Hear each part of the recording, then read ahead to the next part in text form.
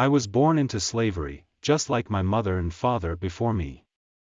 My entire life had been spent working the fields, tending to the crops, and serving my master.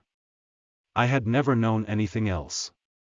But deep down, I always knew that there had to be more to life than this.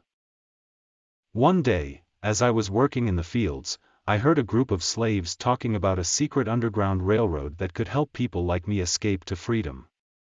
I couldn't believe it. I had never heard of such a thing before, but I knew that I had to learn more. I spent the next few months gathering information, speaking to other slaves in secret, and making a plan. Finally, the day came when I knew that it was time to make my move.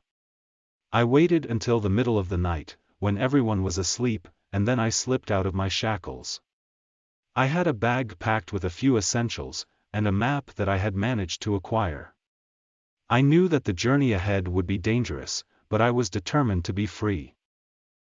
I walked for miles through the dark, and my heart was pounding the entire time. I knew that if I was caught, I would be punished severely. But I also knew that the risk was worth it. Finally, I reached the first stop on the Underground Railroad.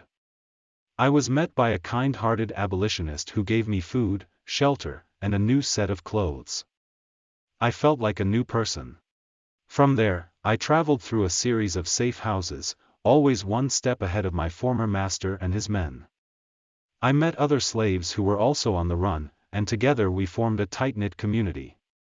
It was a long and difficult journey, but finally, after many months, I reached Canada. I was free at last. I couldn't believe it.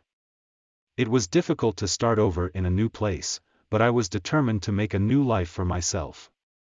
I found work, made friends, and eventually even fell in love.